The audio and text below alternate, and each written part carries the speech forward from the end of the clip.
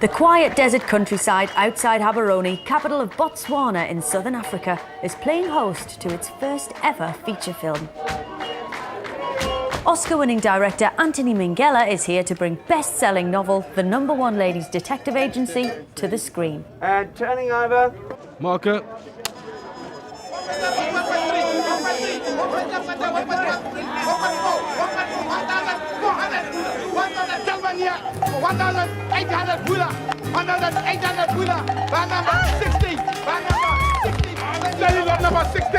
Okay, that's good. We've cut. Thank you very much. Precious Ramotswe, fictional owner of the #1 Ladies Detective Agency, has cast a spell over millions of readers since she first appeared in print a decade ago. I get handed a lot of books because I've done adaptation in my life, and so lots and lots of books come my way. But I did open it and start to read it and then found myself gulping it down in a single sitting. It's the kind of book you read in a leisurely hour and a half after lunch. On one level, they're a very enjoyable read, like Miss Marple, you know, lots of mysteries, very likeable characters and a very likeable heroine. But really, they sort of speak to an Africa that most people sort of don't really know exists. So much of the literature that has made by the West about Africa has been about what's wrong with Africa and telling Africa off. And what I loved about these books is that it's actually about what we might borrow from Africa and what we might learn. Can I ask why a fine woman like yourself wants to become a detective?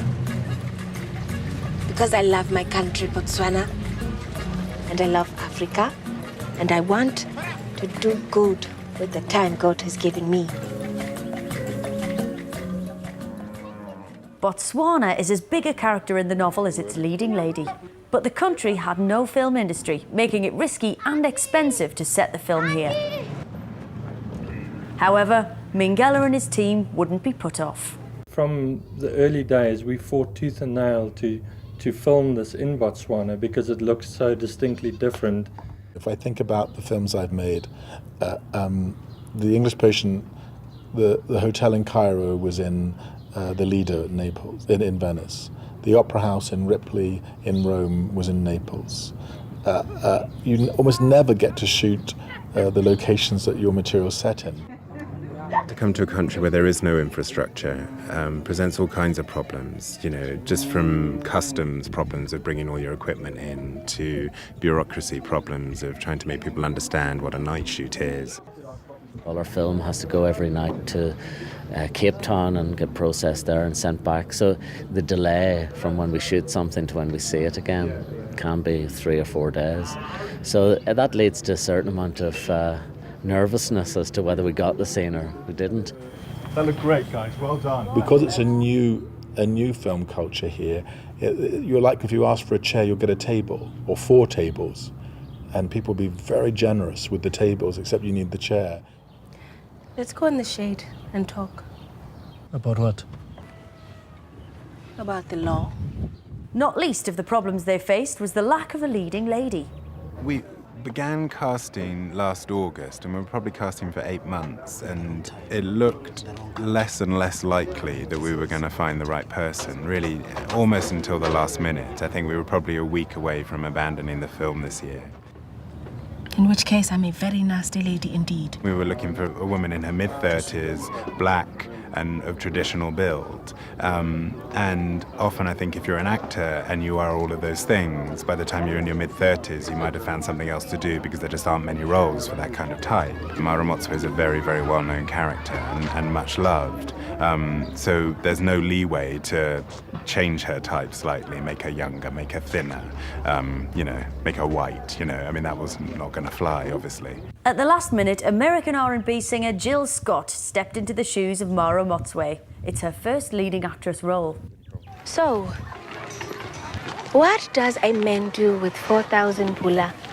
To represent Botswana, it's humbling mostly because these are such beautiful people and such respectful people that, I just hope I live up to it. Filming here was only possible with a huge grant from the government of Botswana, who brokered a deal with Minghella's company to train up future camera, sound and film technicians from among the locals. But making the world of the novel come to life has still involved months of work gathering props, scouting locations and building film studios. The most crucial location, the detective agency itself, had to be constructed from scratch and proved to be one of the hardest things to find. At the place that we're standing now was a cul-de-sac, and the road basically stopped right over here. And I said to Anthony, I'm sorry, but I've come up the wrong road. And he said, no, you haven't. This is the perfect place. The original novel was accused of colonial sentimentality about Africa, and Minghella and his team were understandably cautious about taking it on. I'm very conscious of the fact that I come from a different place to the other people in this film, the people we're looking at. I'm conscious of the fact that I'm looking at a country that I've never lived in, and that I'm writing characters whose first language is Botswana, a language I don't speak more than 20 words of. I think Anthony sort of toyed with the idea of this making this film for a long time, but was slightly put off by the fact that, he'd be, another white man from Britain coming into Africa and telling a story that is possibly slightly overly sentimental. I try and just be as humble as I can about being here and try to learn every day what to get right. And, we were doing a funeral.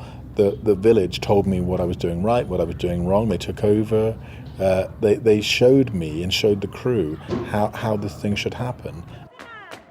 Minghella is not only directing, but he's also co-writer of the screenplay with Richard Curtis. And he was keen to update the story to take things he'd seen in modern Botswana into account.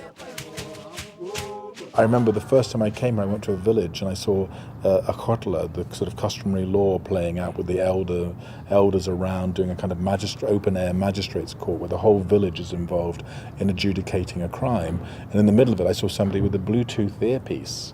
Everything was looking so exotic. And then there was somebody who was talking into his Bluetooth, and that's the reality of this country.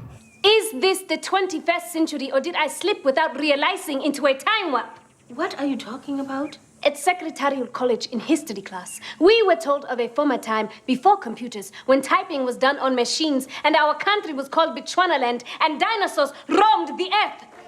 It remains to be seen whether Minghella's film will win Mara Motswe another legion of fans, but the warm spirit of the original novel has certainly transferred onto the film set.